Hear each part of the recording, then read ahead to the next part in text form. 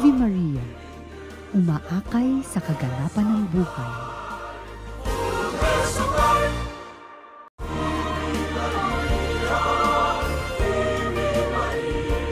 TV Maria, umaakay sa kaganapan ng buhay.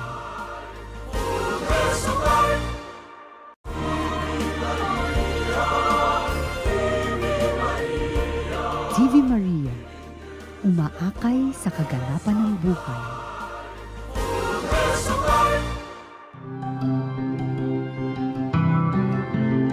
TV Maria, the Filipino Catholic TV channel.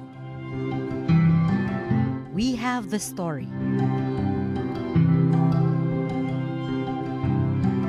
We have the heart and the passion.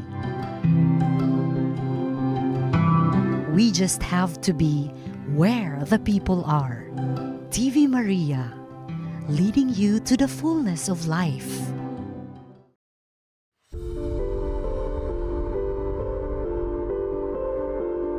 Before the Mass, prepare yourselves well for it. Do not watch it with a cup of coffee in hand. Read the Mass readings to prepare yourselves. Think what you are to thank the Lord for and what to offer to Him this Mass. Remember, you are praying this Eucharist with many other fellow Catholics. During the Mass, stay in reverent gesture throughout the Mass. Pray with the whole family. Join in prayers, response, and singing. At the time of communion, make a spiritual communion.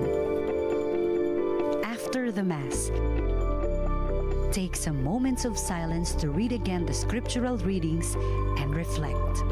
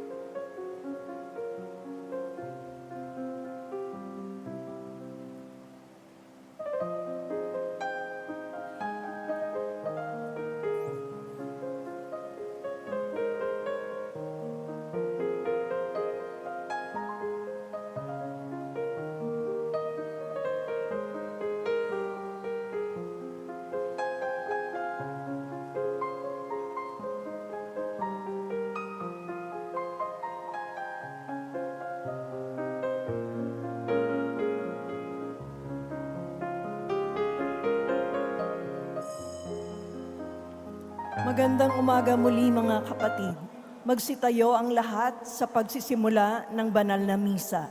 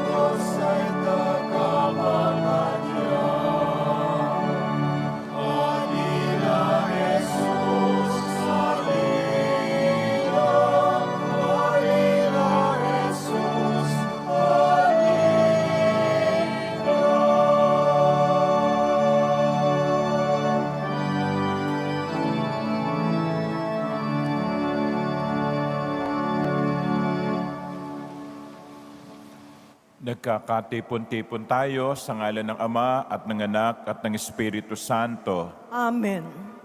Ang pagpapala ng ating Panginoong Jesucristo, ang pag-ibig ng Diyos Ama at ang liwanag ng Espiritu Santo naway sumainyong lahat.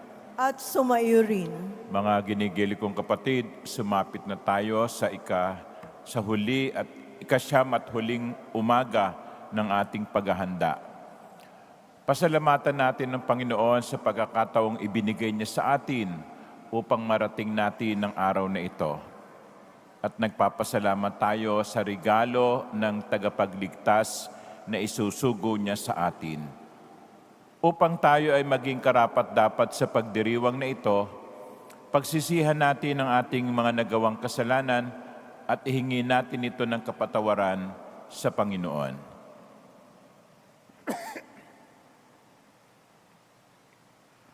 Inaamin ko sa makapangyarihang Diyos at sa inyo mga kapatid, na lubha ako nagkasala sa isip, sa salita at sa gawa at sa aking pagkukulang.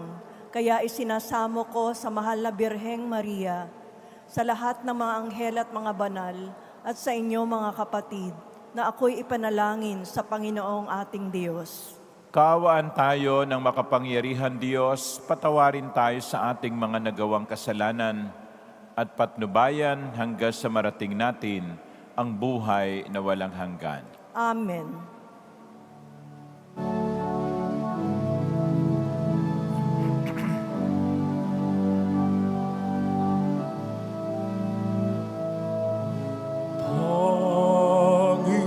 Panginoon, kaawaan mo kami.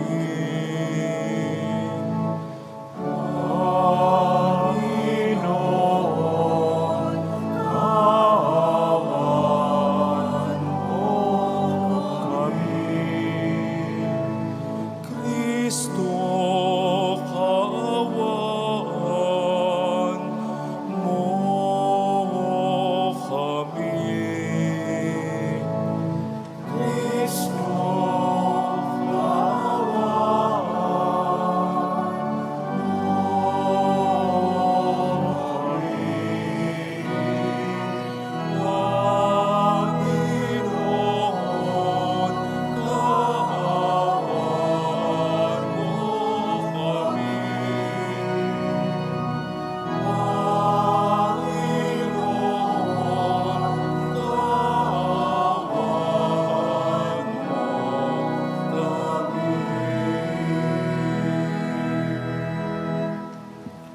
Gloria in excelsis Deo.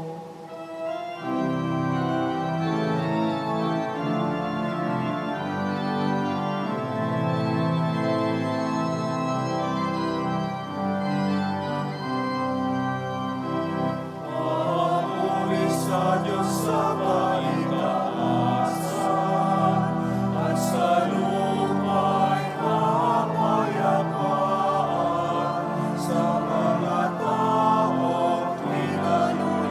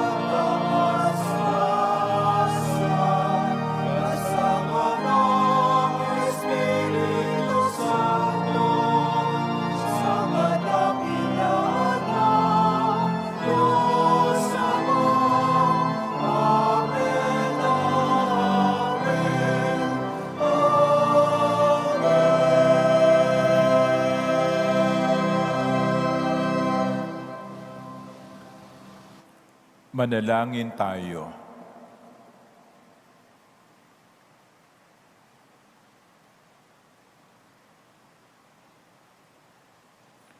Panginoong Hesus, dumating ka nawa at huwag nang magluwat. Sa mga nagtitiwala sa iyong pag-ibig na matapat, makapagbigay galak nawa ang iyong pagparito. Kasama ng Ama at ng Espiritu Santo, magpas sa walang hanggan. Amen. Magsiupo ang lahat.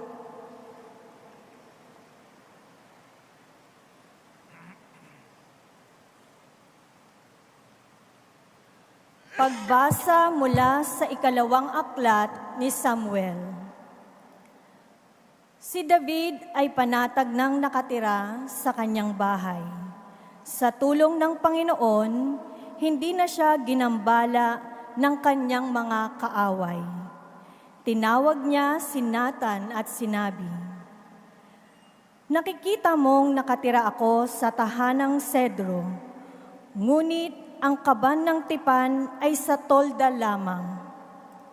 Sumagot si Nathan, "Isagawa mo ang iyong iniisip, sapagkat ang Panginoon ay sumasa iyo." Ngunit ng gabing iyo'y sinabi ng Panginoon kay Nathan, "Ganito ang sabihin mo kay David, ipagtatayo mo ba ako ng tahanan? Inalis kita sa pagpapastol ng tupa upang gawing pinuno ang bayang Israel. Kasama mo ako saan mang dako at lahat mong mga kaaway ay aking nilipol. Gagawin kong dakila ang iyong pangalan tulad ng mga dakilang tao sa daigdig. Bibigyan ko ang Israel ng kanyang lupa at doon ko patitirahin. Wala nang gagambala sa kanila roon. Wala nang aalipin sa kanila tulad noong una, buhat nang maglaya ako ng hukom nila. Magiging payapa ka sapagkat wala nang gagambala sa iyo. Bukod dito, aking Panginoon ay nagsasabi sa iyo, patatatagin ko ang iyong sambahayanan.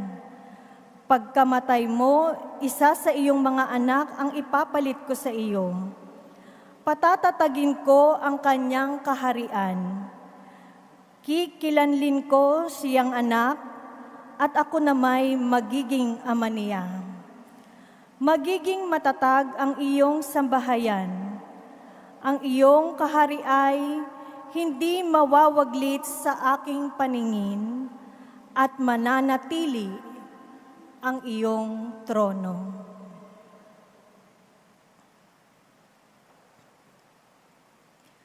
Ang salita ng Diyos. Salamat sa Diyos.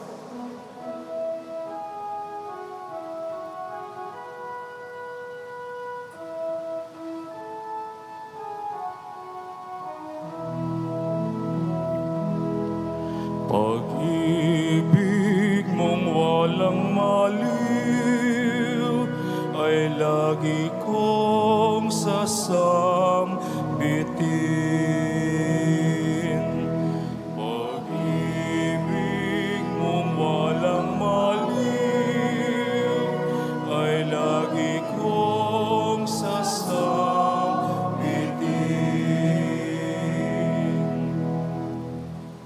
Pag-ibig mo poon na di magmamaliw, ang sa tuwi-tuwinay aking aawitin. Ang katapatan mo'y laging sasambitin, yaong pag-ibig mo'y walang katapusan, sintatag ng langit ang iyong katapatan.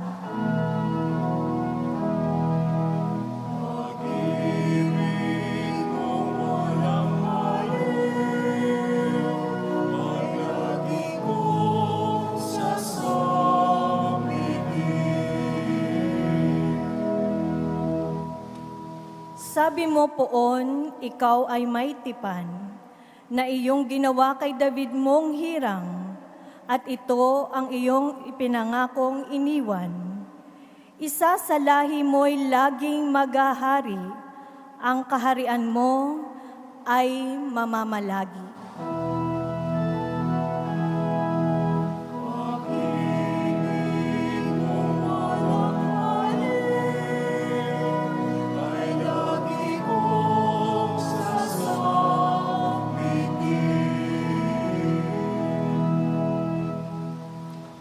Gagawin ko siyang anak na panganay, mataas na hari nitong daigdigan. Laging maghahari ang isa niyang angkan, sintatag ng langit, yaong kaharian.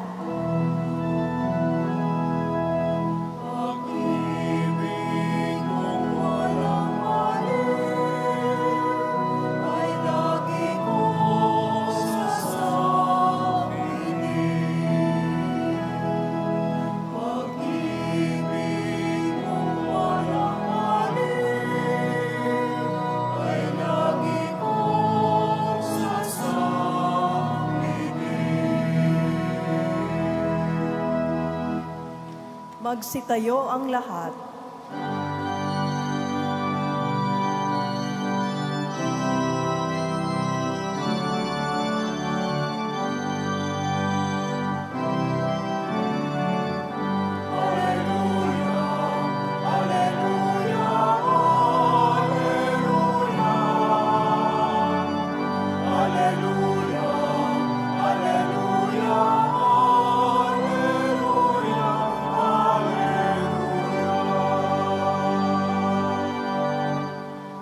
Sinag ng bukang liwayway at araw ng kaligtasan, halina't kami tanglawan.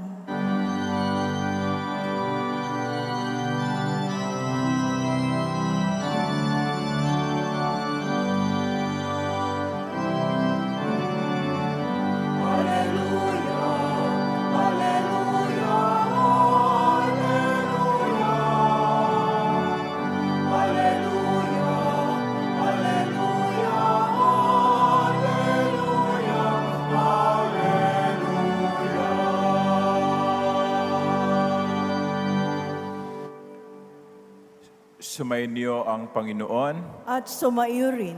Ang mabuting balita ng Panginoon ayon kay San Lucas. Papuri sa iyo, Panginoon.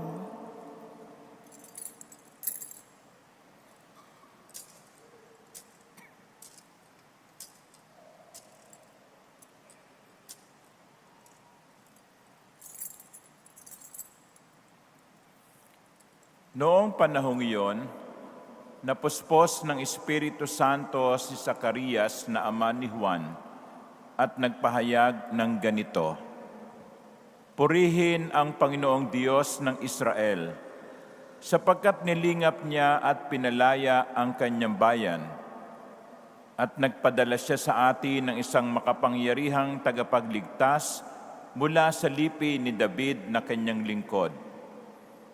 Ipinangako niya sa pamamagitan ng kanyang mga banal na propeta noong una na ililigtas niya tayo sa ating mga kaaway at sa kamay ng lahat ng napupuot sa atin. Ipinangako rin niya na kahahabagan ng ating mga magulang at aalalahanin ang kanyang banal na tipan. Iyan ang sumpang binitiwan niya sa ating amang si Abraham na ililigtas tayo sa ating mga kaaway upang walang takot na makasamba sa Kanya at maging banal at matuwid sa Kanyang paningin habang tayo'y nabubuhay. Ikaw naman, anak, ay tatawaging propeta ng kataas-taasan, sapagkat mauuna ka sa Panginoon upang ihanda ang Kanyang mga daraanan at ituro sa Kanyang bayan ang landas ng kaligtasan, ang kapatawaran ng kanilang mga kasalanan. Sapagkat lubhang mahabagin ang ating Diyos, magbubukang liwayway sa atin ang araw ng kaligtasan upang magbigay liwanag sa mga nasa kadiliman at nasa lilim ng kamatayan, at patnubayan tayo tungo sa daan ng kapayapaan. Natakot ang lahat ng kanilang kapitbahay, ano pat naging usap-usapan sa buong kaburulan ng Judea ang mga bagay na ito. Pinakaisip-isip ito ng lahat ng nakaalam at ang kanilang tanong, magiging ano kaya ang batang ito? Sapagkat maliwanag na sumasa kanya ang Panginoon.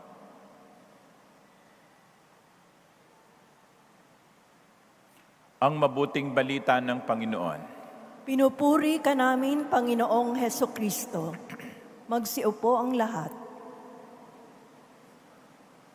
Taas ang kamay na nakakumpleto ng 9 na madaling araw. Taas ang kamay. Oh, dami nyo ha. Palakpakan natin ang mga nakakomplete.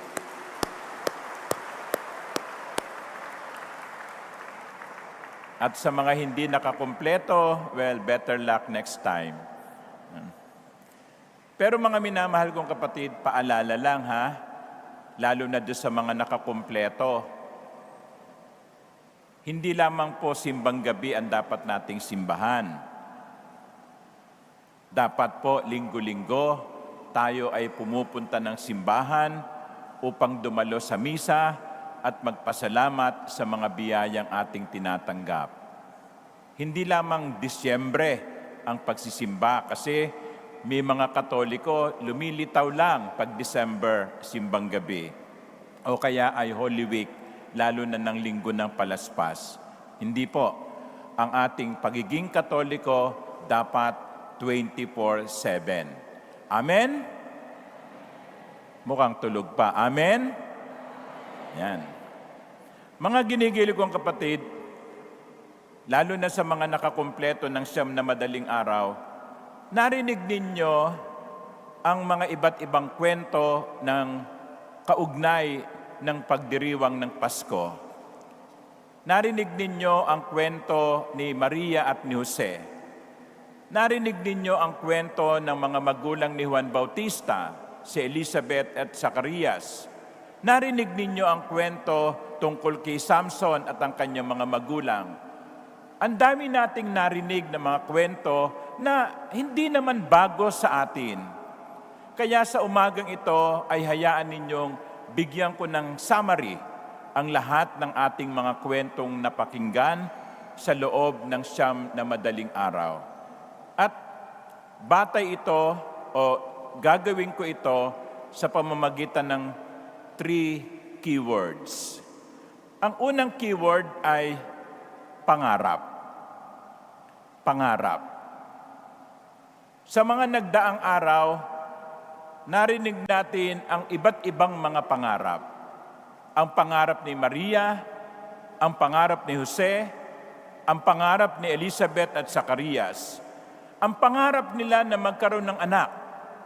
Ang pangarap nila na bumuo ng pamilya. At ngayong umaga, narinig natin ang pangarap ni David sa unang pagbasa. Sabi niya, ang gara-gara ng bahay ko dito. Pero, ang kaban ng tipan sa isang tolda lamang nakalagay. Kaya ang pangarap niya ay magpatayo ng natatanging bahay, natatanging templo para sa kaban ng tipan. Yan ang kani-kanilang mga pangarap. Mga minamahal kong kapatid, importante sa isang tao ang mayroong pangarap. Ano ang pangarap niyo? Ano ang pangarap niyo sa buhay? Meron ba kayong pangarap sa buhay? Siguro ang iba dito, ang pangarap ay matapos ang thesis. Nako, si Father naman, bakasyon, Christmas break na eh. Pinaalala pa yung thesis ko na hindi ko matapos-tapos. No? Marahil ang iba sa inyo dito, ang pangarap ay magkaroon ng asawa. Sino dito ang nagdasal at nagsimba sa loob ng 9 na madaling araw para magkaroon ng boyfriend? Taas ang kamay. Nahihiya pa. No? Marahil ang iba sa inyo dito, ang pangarap ay magkaroon ng magandang trabaho, makapagpatayo ng magandang bahay, makapag-abroad, hindi para magtrabaho, kundi para mamasyal. Simulan mo muna sa Japan, malapit-lapit, o Seoul, no? O kaya Thailand. Pagkatapos, umaasenso ka na, Europe, okay, Holy Land. Pero wag ngayon kasi may giyera. Importante sa isang tao ang mayroong pangarap sa buhay. Sapagkat ang taong walang pangarap ay parang dead wood, patay na kahoy na inaanod na lamang ng agos ng tubig saan man ito dalhin. Ang taong walang pangarap ay parang naglalakbay na hindi alam kung ano ang patutunguhan. Naglalakad pero hindi alam kung saan pupunta. So yun ang una, pangarap. Ang pangarap ng mga pangunahing tauhan sa kwento ng Pasko. Pero mga ginigiliw kong kapatid, batid naman natin na nangyayari at katulad ng nangyari sa kwento nila Maria at Jose, ang pangarap natin kung minsan iba sa pangarap ng Diyos. Si Maria, ang gusto niya magkaanak, bumuo ng pamilya. Si Jose, ang pangarap niya ay magkaroon ng sariling pamilya. Merong ibang ibinigay na pangarap ang Diyos. Ibinalita ng anghel na si Gabriel kay Maria na siya'y magiging ina ng kataas-taasang Diyos. Hindi ito bahagi ng kanyang pangarap. Naalaman ni Jose na si Maria na kanyang kasintahan ay naglilihi pero hindi galing sa kanya. Hindi ito bahagi ng kanyang pangarap.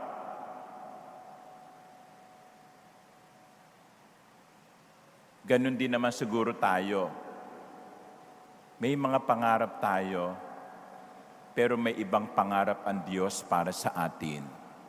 Kaya ang pangalawang keyword, ang una ay pangarap, ang ikalawa ay pagsang-ayon. Pagsang-ayon. At yan ay pinakita sa atin ni Maria nung ibalita sa kanya ng anghel ang pangarap ng Diyos, ang plano ng Diyos sa bandang huli. Sinabi ng mahal na Birhen, narito ang alipin ng Panginoon, maganap nawa sa akin ayon sa wika mo. Katulad din ng narinig natin sa unang pagbasa, may pangarap si David, pero may pangarap ang Diyos. At ang sabi niya kay David, hindi ikaw ang magpapagawa ng tahanan ko. Ako ang magtatatag ng tahanan mo. The house of David, na sabi niya ay walang katapusan. Pagsang-ayon. Sapagkat hindi lahat ng ating gusto ay katulad ng pangarap ng Diyos. Siguro ang iba sa inyo, pangarap na mag-asawa, pero my God, 50 anyos ka na, wala ka pang boyfriend. Pero baka iba ang pangarap ng Diyos sa'yo.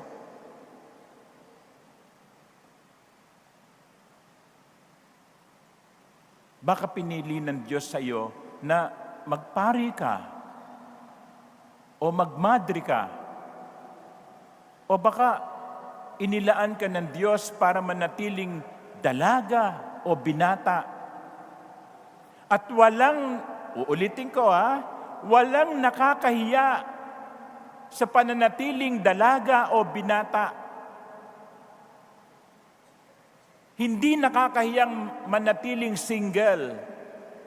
Because yes, there are some who are called to be married, some are called to be priests or religious sisters, but some are called to be single blessed. Kaya, yung hindi pag-aasawa ay hindi sumpa. Ano ba? Hindi ka pa nag-aasawa? No? Yan ang kuminsan ng usapan sa family reunion. Pag nakikita-kita yung mga magpipinsan, pag nakikita-kita yung mga magkakamag-anak, o ano, kailan ka mag-aasawa? O bakit wala ka pang asawa? Bakit? Asawa lang ba ang pwedeng hantungan ng buhay? Kaya, kung hindi nangyayari, baka hindi ito ang plano ng Diyos para sa iyo. At dahil doon, dapat maging handa tayong sumang-ayon sa gusto ng Diyos. Pangarap, pagsang-ayon. At ang pangatlo, mula sa Ebanghelyong ating pinakinggan, papuri. Papuri.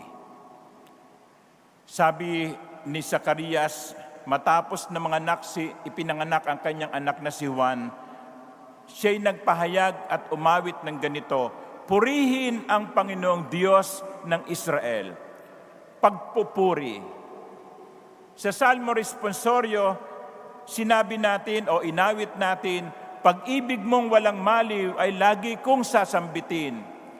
Alam niyo sa Ingles, mas maganda. Forever I will sing the goodness of the Lord. Forever I will sing the goodness of the Lord. Kahit na hindi nangyayari ang gusto natin sa buhay, dapat maging handa tayong sabihin, praise the Lord. Alam nyo kasi, ang daling sabihin, wow, Lord, praise the Lord, praise the... Madaling sabihin yan kapag nakatanggap ka na ng 13th month, ubos na nga, Father, no? Nadagdagan ng sweldo mo, umasenso ka sa buhay, nakatapos ka ng pag-aaral, napagtapos mo ang mga anak mo sa pag-aaral, ang dali-daling sabihin na praise the Lord, purihin ang Panginoon kapag yung nangyayari sa buhay mo ay gusto mo rin. Ang daling magpasalamat. Malusog ka, hindi nagkakasakit ang mga mahal mo sa buhay, ligtas ka sa COVID-19. Ang ganda ng takbo ng buhay. Ang daling magpasalamat, ang daling magpuri. Pero mga minamahal kong kapatid, ito sasabihin ko sa inyo. Hindi lahat ng inyong hinihiling sa Diyos, ibibigay. Sa mga nagdasal dito sa loob ng 9 na madaling araw at may kanya-kanyang intensyon, titiyakin ko sa inyo, uuwi kayong hindi nyo natanggap ang inyong panalangin. Ngayon, masasabi niyo pa rin ba sa Panginoon, praise the Lord?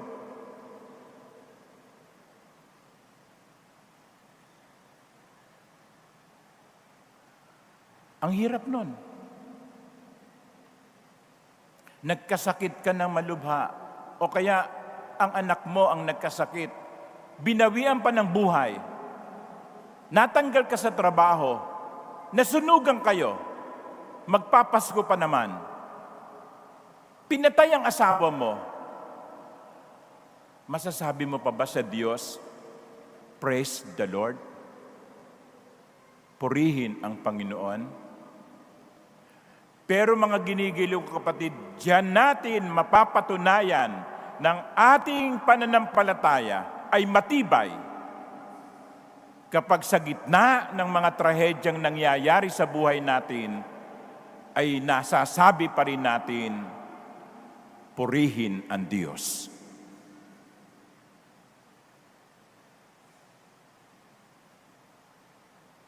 May alam ako mga taong hindi na nagsisimba sapagkat ang katwiran nila, hindi naman ako mahal ng Diyos hindi naman dinidinig ng Diyos ang dasal ko.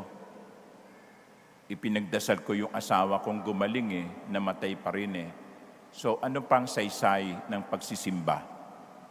Ano pa ang saysay ng pagdarasal?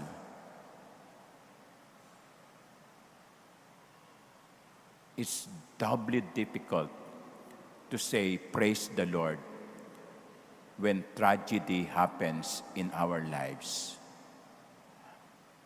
But I tell you, my dear brothers and sisters, it is when those tragedies happen and we remain faithful to the Lord that we can show that our faith has taken roots.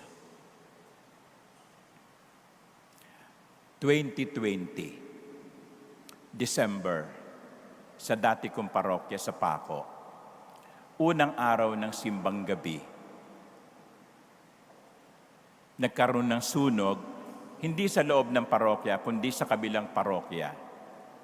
Pero yung ibang mga nasunugan ay sa Paco nagsisimba kasi mas charming daw yung pari sa Paco. Alam ko isa sa mga nagsisimba doon ay nasunugan. At ilang araw matapos yung sunog, lumapit siya sa akin.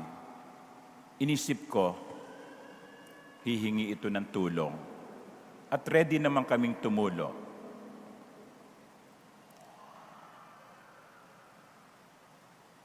Pag kinukwento ko ito, naiyak ako no?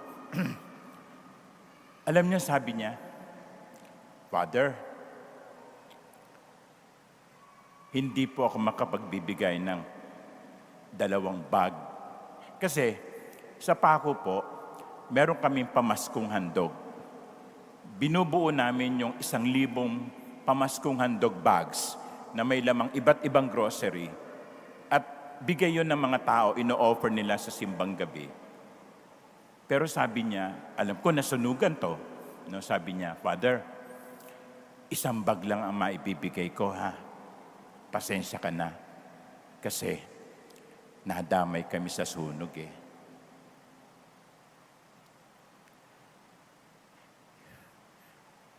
Yung makapagbigay ka, kahit nasunugan ka, yung magawa mong magpuri sa Diyos, kahit na may hindi magandang nangyari sa iyo, yan ang tunay na pananampalataya. Hindi yung sa panahon na tayo ay masaya at pinagpapala, kundi sa panahon na tayo ay nakadapa, ngunit sinasabi pa rin natin, praise the Lord. Pangarap, pagsang-ayon, pagpupuri. Amen.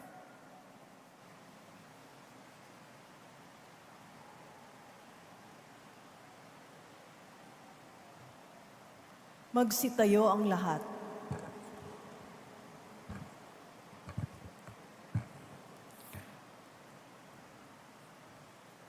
Pinasalamatan ni Zacarias ang Diyos dahil sa pagiging tapat nito sa pangako.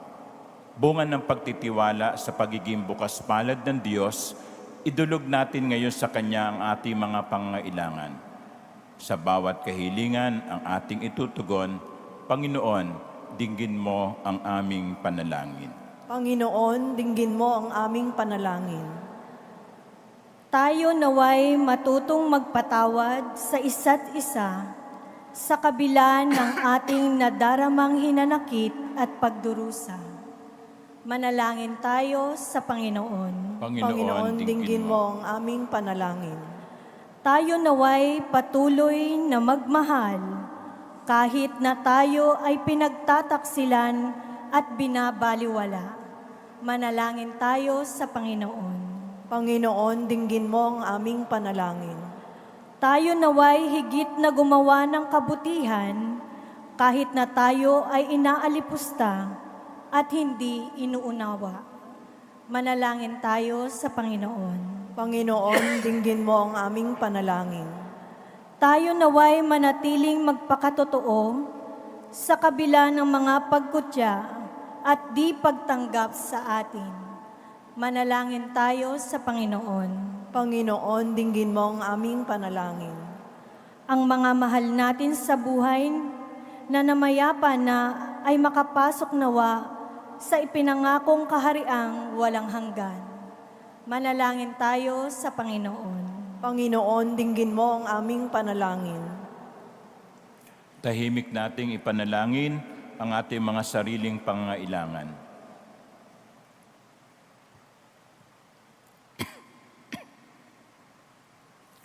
Panginoong mahabagin at mapagmahal, tulungan mo kaming maging malakas at matiyaga sa gitna ng mga kahirapan at pagsubok. Naway huwag kaming mawalan ng pag-asa sa katuparan ng iyong pangako. Hinihiling namin ito sa pamamagitan ni Kristong aming Panginoon. Amen. Magsiupo ang lahat.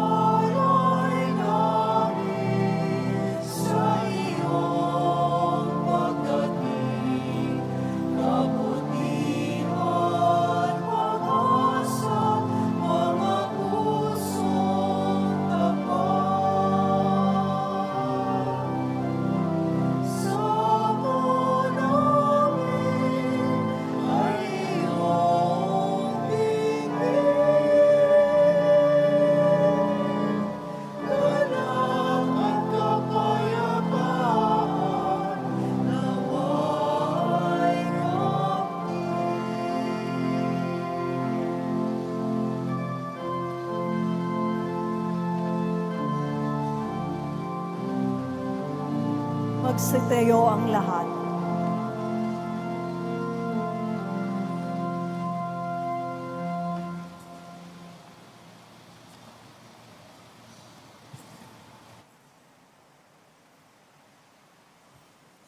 Manalangin kayo mga kapatid upang itong ating pag-aalay ay maging kalugod-lugod sa Diyos amang makapangyarihan. Tanggapin nawa ng Panginoon itong pag-aain sa inyong mga kamay, sa kapurihan niya at karangalan, sa ating kapakinabangan at sa buong sambayanan niyang banal. Ama naming lumikha, ang mga alay namin ay iyong tanggapin upang ang paghahain si kapagpapatawad ng mga kasalanan ay mapakinabangan namin. Pagindapati nawa nito na aming panabikan ang pagdating ng iyong anak ng may dalisay na kalooban. Sa pamamagitan niya kasama ng Espiritu Santo, magpasawalang hanggan. Amen. Sumayin niyo ang Panginoon. At sumayo rin, Itaas sa Diyos ang inyong puso at diwa. itinaas na namin sa Panginoon. Pasalamatan natin ang Panginoong ating Diyos. Marapat na siya ay pasalamatan. Ama naming makapangyarihan, tunay nga marapat na ikaw ay aming pasalamatan sa pamamagitan ni Hesukristo na aming Panginoon. Ang pagsusugo mo sa Kanya ipinahayag ng lahat ng mga propeta. Ang pagsilang niya ay pinanabikan ng mahal na Birheng Kanyang inang tunay sa kapangyarihan ng Espiritong Banal. Ang pagdating niya inilahad ni San Juan Bautista sa kanyang pagbibinyag. Ngayong pinaghahandaan namin ang maligayang araw ng kanyang pagsilang, kami nananabik at nananalangin lubos na makaharap sa kanyang kadakilaan. Kaya kaisa ng mga anghel na nagsisiawit ng papuri sa iyo nang walang humpay sa kalangitan, kami nagbubunyi sa iyong kadakilaan.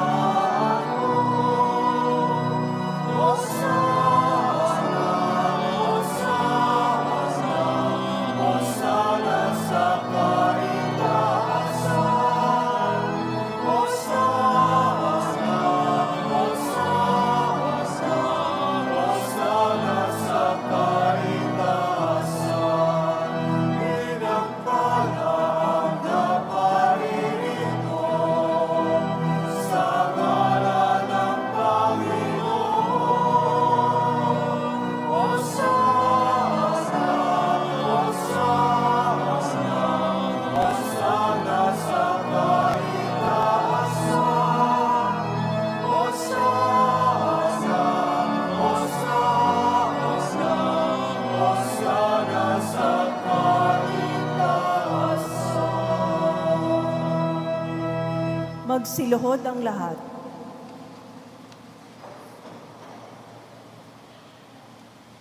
Ama naming banal, ikaw ang bukal ng lahat ng kabanalan. Kaya't sa pamamagitan ng iyong Espiritu, gawin mong banal ang mga kaloob na ito upang para sa amin ay maging katawan at dugo ng aming Panginoong Hesukristo. Bago niya pinagtiis ang kusang loob na maging handog, hinawakan niya ang tinapay. Pinasalamatan kaniya, pinaghati-hati niya yon, iniabot sa kanyang mga alagad at sinabi, "Tanggapin ninyong lahat ito at kanin. Ito ang aking katawan na ihahandog para sa inyo."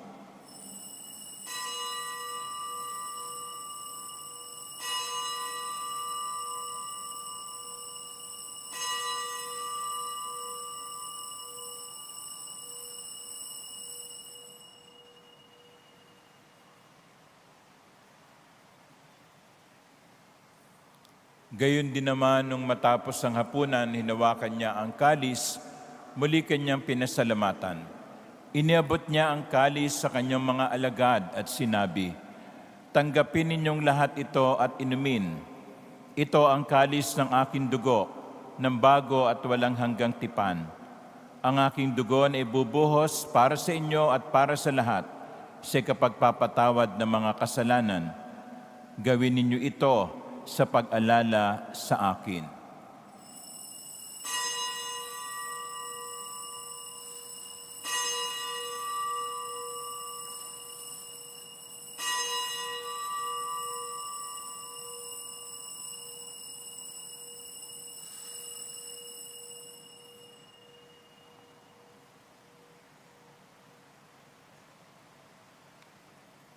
Magsitayo ang lahat. Ipagbunyi natin ang misteryo ng pananampalataya.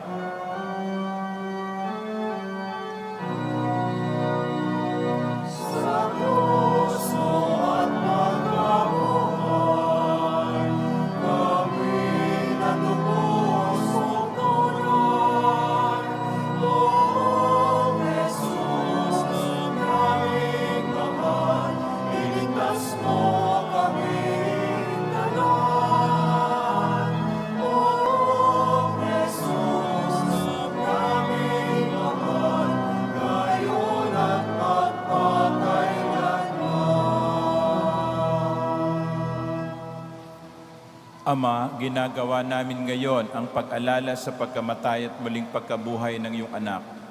Kaya tiniaalin namin sa iyo ang tinapay na nagbibigay buhay at ang kalis na nagkakaloob ng kaligtasan. Kami nagpapasalamat dahil kami iyong minarapat na tumayo sa harap mo para maglingkod sa iyo. Isinasamo namin kaming magsasalo-salo sa katawan at dugo ni Kristo ay mabuklod sa pagkakaisa sa pamamagitan ng Espiritu Santo. Ama, lingapin mo ang iyong simbahang laganap sa buong daigdig.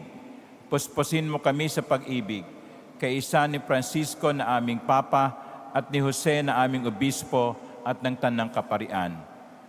Alalahanin mo rin ang mga kapatid naming nahimlay nang may pag-asang sila'y muling mabubuhay, gayon din ang lahat ng mga pumanaw. Kaawaan mo sila at patuloyin sa iyong kaliwanagan. Kaawaan mo at pagindapatin kaming lahat na makasalo sa iyong buhay na walang wakas. Kaisa ng mahal na Birheng Maria na Ina ng Diyos, kaisa ni San Jose na kanyang kabiyak ng puso, kaisa ng mga apostol at ng lahat ng mga banal na namuhay dito sa daigdig ng kalugod-lugod sa iyo. May pagdiwang nawa namin ang pagpupuri sa kararangal mo sa pamamagitan ng iyong anak na aming Panginoong Hesu Kristo. Sa pamamagitan ni Kristo, kasama niya at sa Kanya, ang lahat ng parangal at papuri ay sa iyo, Diyos amang makapangyarihan, kasama ng Espiritu Santo, magpasawalang hanggan.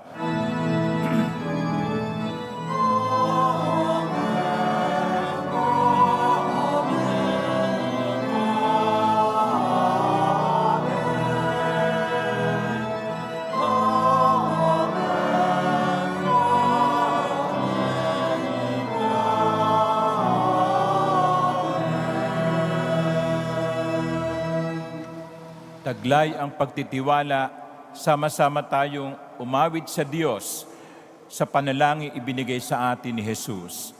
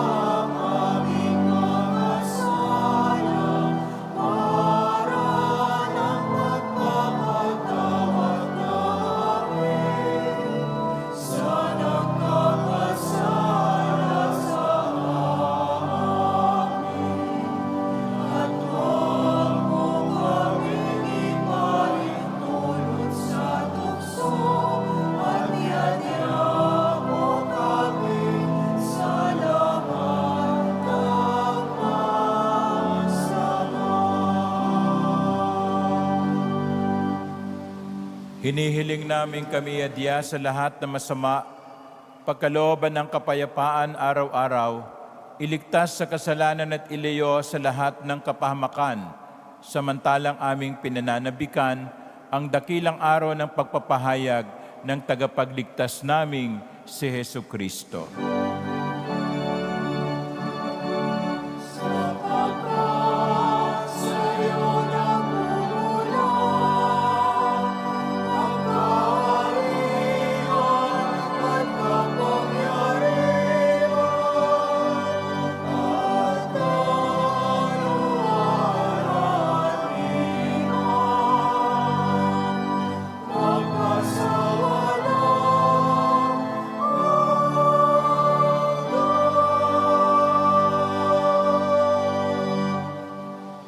Panginoong Jesucristo, sinabi mo sa iyong mga apostol, kapayapaan ang iniiwan ko sa inyo, ang aking kapayapaan ang binibigay ko sa inyo. Tunghayan mo ang aming pananampalataya at huwag ang aming napakaraming kasalanan. Pagkalooban mo kami ng kapayapaan at pagkakaisa ayon sa iyong kalooban, kasama ng Espiritu Santo, magpasawalang hanggan. Amen. Ang kapayapaan ng Panginoon ay laging sumainyo. At sumayo rin. Magbigayan kayo ng kapayapaan sa isa't isa.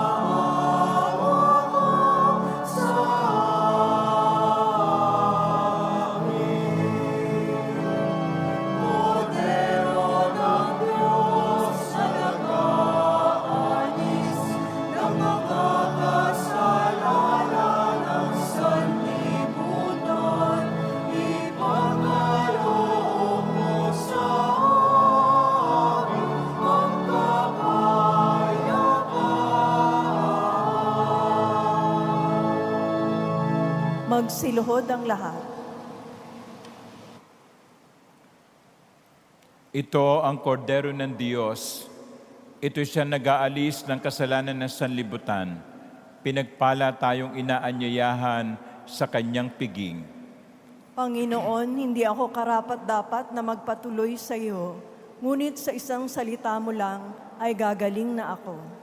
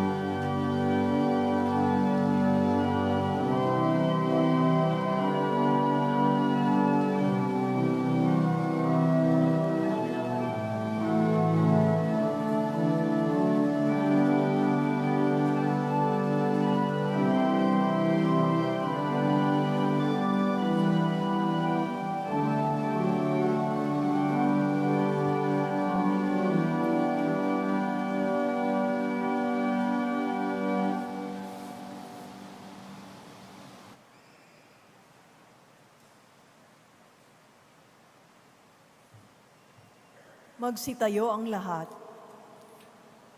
Manalangin tayo. Ama naming mapagmahal, ngayong aming pinagsaluhan ang iyong piging na banal, amin nawang pakinabangan ng walang kupas na bigay, ng walang maliw na pagsilang ng anak mong aming ipinagdiriwang. Sa pamamagitan niya kasama ng Espiritu Santo, magpasawalang hanggan. Amen. Before the final blessing, I would like to thank you for coming over to the Manila Cathedral, especially those who are coming from different countries, at yung mga umuwi na mga balikbayan at nais na dito magpasko. Palakpakan po natin ang ating mga bisita.